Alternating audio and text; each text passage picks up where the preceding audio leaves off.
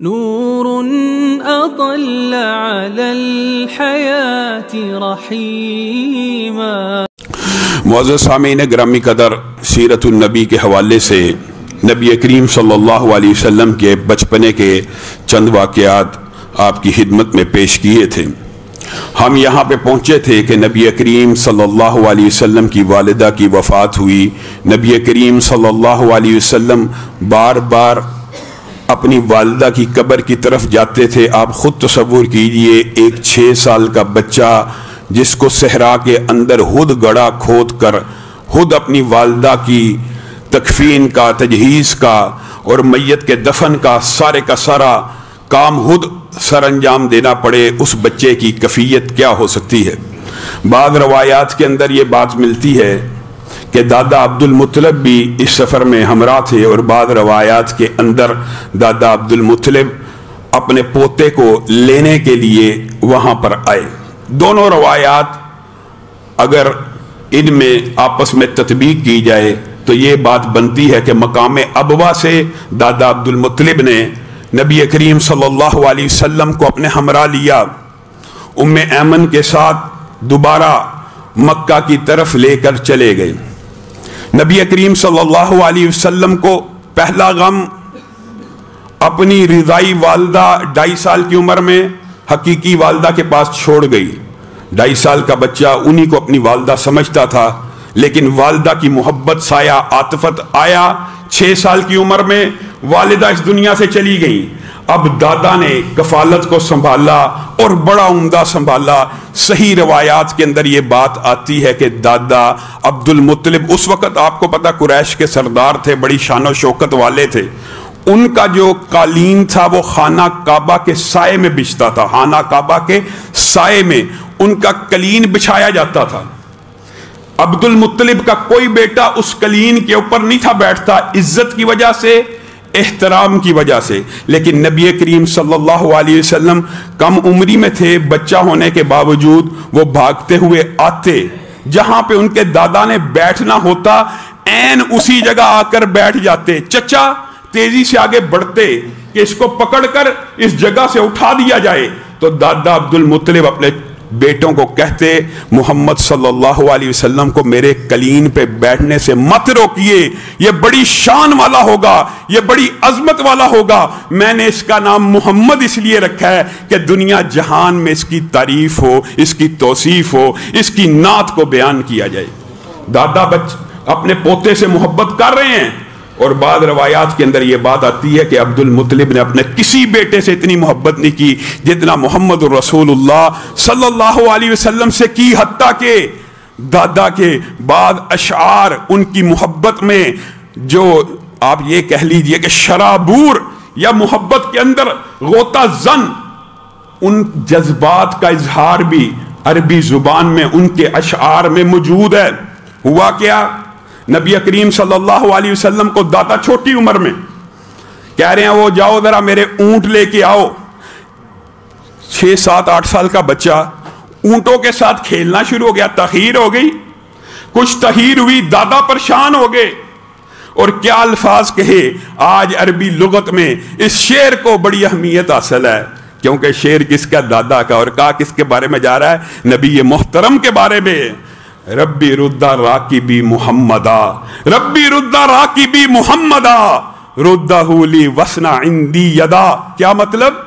اے اللہ میرے سوار محمد کو واپس لوٹا دے۔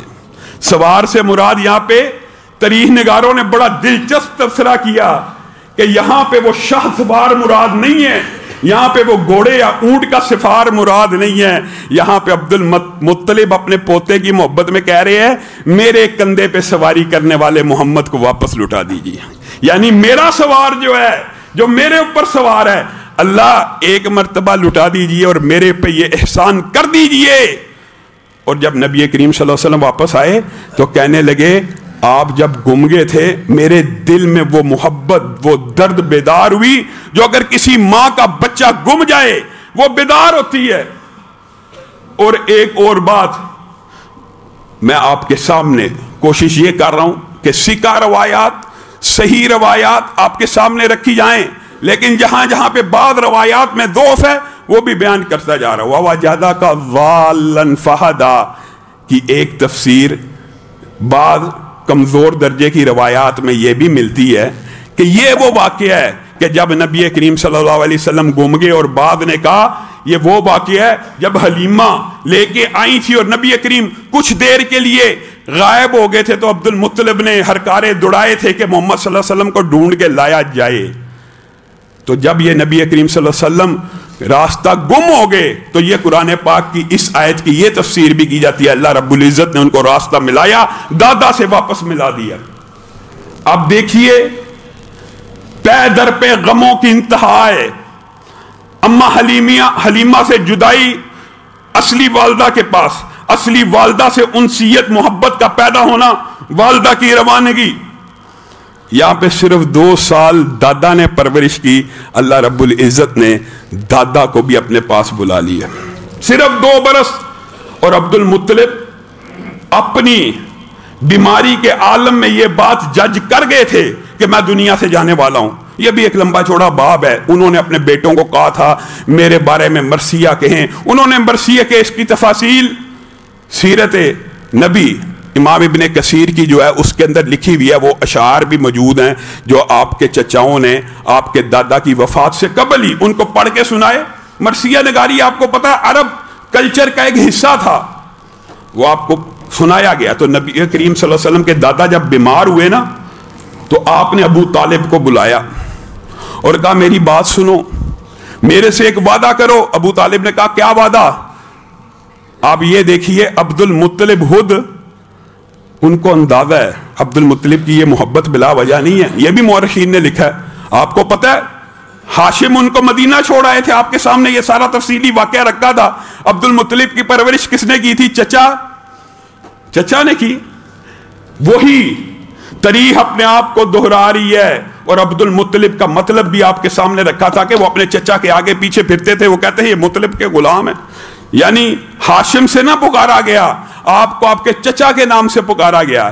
اسی طرح آپ بچے کی یتیمی کو سمجھ رہے ہیں، آپ دادا ہیں، آپ کو یہ اندازہ ہے کہ بن باپ کے بچے کی کیا کفیات ہوتی ہیں۔ ابو طالب سے وفات سے قبل وعدہ لے رہے ہیں، وعدہ اس بچے کی کفالت کرنی ہے، میرے ساتھ وعدہ کرو جب تک تم زندہ رہوگے اس کی حمایت، اس کی نصرت، اس کی تائید۔ الفاظ کے اوپر غور کرنے کی ضرورت ہے۔ اس کی حمایت، اس کی نصرت اور اس کی تائید سے دستبردار نہیں ہوگے۔ ابو طالب نے وعدہ کیا اور آپ کے سامنے انہوں نے اپنے وعدے کو کیسے نبھایا۔ 40 برس تک پھر نبی محترم ان چچا کی کفالت میں رہے۔ اللہ کی قسم کبھی نصرت سے، کبھی حمایت سے، کبھی تائید سے پیچھے نہیں ہٹے۔ لیکن بس یہ بھی اللہ تعالیٰ کی حکمت ہے، جب سیرت کے اندر یہ باب آئے گا تفصیلی آپ کے سامنے رکھیں گے، لیکن آج یہ بات کہہ دینا چاہتا ہوں، بخاری اور مسلم کی روافض اور اہل سنت کے درمیان اس روایت کے بارے میں بہت بڑا اختلاف ہے۔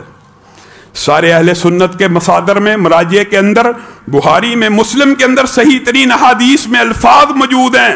نبی کریم چچا کی خدمت میں حاضر ہیں، آخری وقت ہے، چچا ایک کلمہ پڑھ لیجئے، میں محمد صلی اللہ علیہ وسلم آپ کی سفارش اللہ کی بارگاہ میں کروں گا، حجت قائم ہو جائے گی، اللہ سے جھگڑوں گا، اللہ سے لڑوں گا آپ کے لیے۔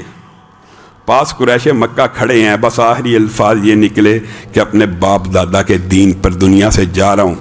صحابہ نے پوچھا تھا کہ ابو طالب نے آپ کی اتنی حمایت کی، اتنی نصرت کی، آپ کی پرورش کی، گویا آپ کے والد تھے، آپ کے ساتھ اتنا پیار کا رویہ رکھا کہ قیامت کے دن ان کو اس کا فائدہ ملے گا۔ نبی کریم صلی اللہ علیہ وسلم کچھ دیر خاموش ہوئے، شاید وہی کا انتظار ہو، یہ تو میں اپنی طرف سے بات کہہ رہا ہوں، اور پھر بولے تو کیا بولے؟ لولا انا لکان فی الدرک الاسفل من النار، اگر میں محمد صلی اللہ علیہ وسلم نہ ہوتے تو ابو طالب شرک کی وجہ سے جہنم کے سب سے نچلے گڑھے میں ہوتے۔ لیکن یہ جو محسن انسانیت ہے نبی کریم، آپ بتائیے نبی کریم محسن انسانیت ہے کہ نہیں؟ رحمت للعالمین ہے کہ نہیں؟ اور ان کے محسن کون ہیں؟ ابو طالب ان کے محسن ہیں، محسن انسانیت کے محسن، انسانیت کا نعرہ بلند کر کے انسانیت کو الگ مذہب بنانے والوں، ذرا اس روایت کے اوپر غور کرو۔ نبی کریم نے کہا اللہ کی قسم میں نہ ہوتا یا یہ میری حمایت تائید نصرت کے ساتھ ساری زندگی بسر نہ ہوئی ہوتی، جہنم کے سب سے نچلے گڑھے میں ہوتے۔ آج جہنم کا سب سے کم درجے کا عذاب ابو طالب کو ہو رہا ہے، ان کے پاؤں کے اندر ایسے جوتے پہنائے ہوئے ہیں جس سے دماغ ابلتا بھی ہے اور پگھلتا بھی ہے۔ کون سی انسانیت، کون سا مذہب جس کو تم نے اٹھایا ہوا؟ انسانیت ایک مذہب ہے۔ انسانیت کی جتنی خدمت، اللہ کی قسم انسانیت کی اگر سب سے بڑی خدمت تاریخ انسانیت میں کسی نے کی ہوگی تو وہ ابو طالب ہوں گے۔ بتائیے، ایمان قبول نہیں کیا۔ یہی وہ فرق ہے جو عبداللہ ابن جدعان کے بارے میں نبی کریم نے کہا تھا کہ اگر کلمہ پڑھ لیتا اور اگر عقیدہ یہ نہ رکھتا کہ اللہ کے علاوہ لات منات عزا بھی رزق دیتے ہیں تو جنت میں چلا جاتا۔ اللہ اکبر۔